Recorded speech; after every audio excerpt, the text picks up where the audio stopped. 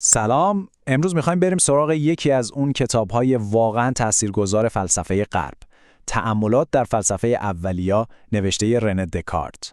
ببینید این صرفاً یه متن فلسفی خشک نیست، نه، یه نقطه عطفه. یه کتابیه که مسیر تفکر مدرن رو برای همیشه عوض کرد.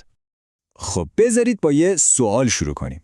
یه سوالی که خیلی ساده به نظر میاد ولی دکارت رو حسابی به فکر فرو برد و اصلا کل داستان از همینجا شروع شد. سوال اینه: شما همین الان میتونید 100% ثابت کنین که بیدارین؟ واقعا مطمئنین که این یه رویا نیست؟ این شک دقیقاً همون نقطه شروع سفر ماست. خب برگردیم به قرن هفتم، یه دوره‌ای که پر از اکتشافات علمی و هیجانه. دکارت تو همچین فضایی به یه نتیجه تکان دهنده میرسه.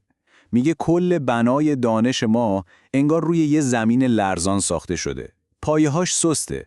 برای همین حس می‌کرد اگه میخواد به یه حقیقت واقعا محکم برسه، راهی نداره جز این که کل این بنا رو خراب کنه و از صفر شروع کنه. پس دکارت تصمیم میگیره نقش یه معمار رو بازی کنه. یه معمار یقین. میدونین کارش چیه؟ اول با دقت تمام ساختار قدیمی دانش رو خراب میکنه. آجر به آجر. تا به یه سنگ بنای محکم برسه. یه چیزی که اصلا نشه تکونش داد. و بعد تازه کار اصلی شروع میشه. ساختن یه بنای جدید روی اون پایه. این سفر فکری که ما هم باش همراه میشیم یه فرایند کاملا منظمه. اول تخریب، بعد ساخت. دکارت کل این فرایند رو توی 6 تا تأمل یا به قول خودمون 6 تا تمرین فکری توضیح داده. هر تأمل یه مرحله از این پروژه بزرگ معماریه.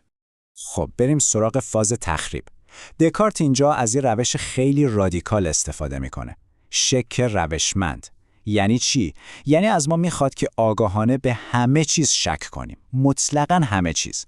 اولین چیزی هم که میبره زیر تیغ چیزیه که ما معمولاً چشم بسته بهش اعتماد میکنیم. حواسمون. خب بیایید به حواسمون فکر کنیم. چند بار تا حالا ما رو گول زدن. یه قاشق صاف رو میذاریم تو لیوان آب، شکسته به نظر میاد. یا چیزی که از دور میبینیم کوچیکه، از نزدیک میبینیم نه، خیلی هم بزرگه. استدلال دکارت خیلی ساده است.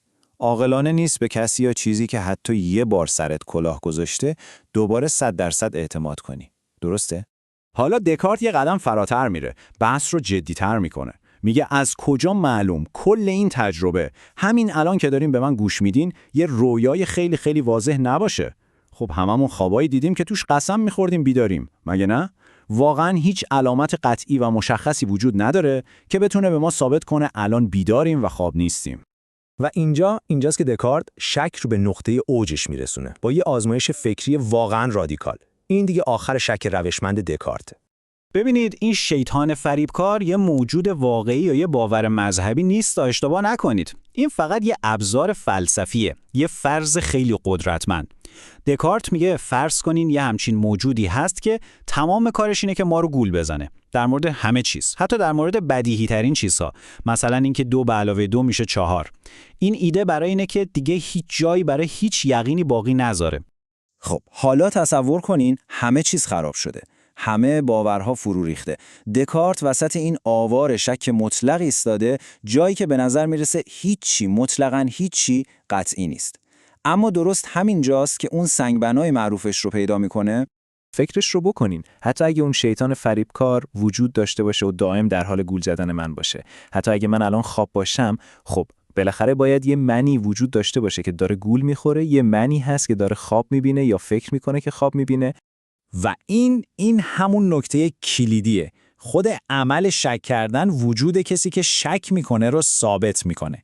من نمیتونم در این واقعیت شک کنم که دارم شک میکنم، چون اگه شک کنم باز هم دارم فکر میکنم. پس یک چیز قطعیه. من به عنوان یک چیز اندیشنده وجود دارم. خودشه. این همون اولین سنگبنای محکم و تزلزل ناپذیره.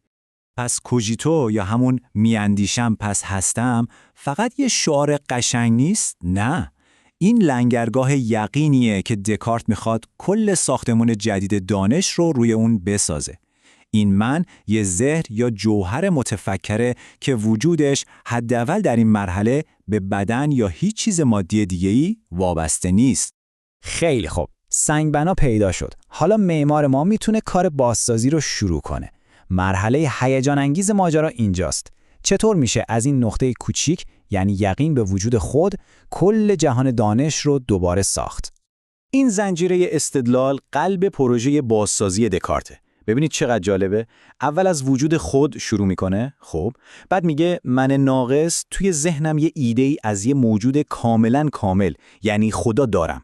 این ایده نمیتونه از خودم اومده باشه، چون من ناقصم. پس حتما یه خدای کامل واقعی وجود داره که این ایده رو تو ذهن من گذاشته. و قدم آخر، این خدای کامل چون کامله نمیتونه فریبکار باشه. پس اجازه نمیده که من به طور دائم و سیستماتیک در مورد وجود دنیای بیرونم فریب بخورم. به همین سادگی از ذهن میرسه به خدا و از خدا به عنوان پل استفاده میکنه تا به یقین در مورد جهان مادی برسه.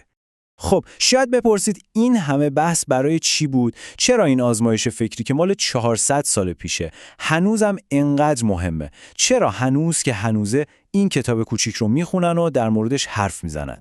چون سفر دکارت از شک به یقین خیلی بیشتر از یه تمرین فکری بود. این کتاب عملاً پایه‌های تفکر مدرن رو گذاشت. با این کار من متفکر و آگاه رو گذاشت تو مرکز همه چیز. روی قدرت عقل هر فرد تأکید کرد و یه بحثایی رو شروع کرد مثل رابطه ذهن و بدن که هنوز مثلا تو علوم شناختی یا بحثای مربوط به هوش مصنوعی درگیرش هستیم. و در نهایت روش دکارت یه چالش بزرگ و قدرتمندم برای ما باقی میذاره. یه دعوت به اینکه ما هم باورهای خودمون رو یه بار بذاریم زیر ذره‌بین. از خودمون بپرسیم اون چیزی که من بهش یقین مطلق دارم چیه؟ سنگ بنای دانش و باورهای من واقعاً چقدر محکمه؟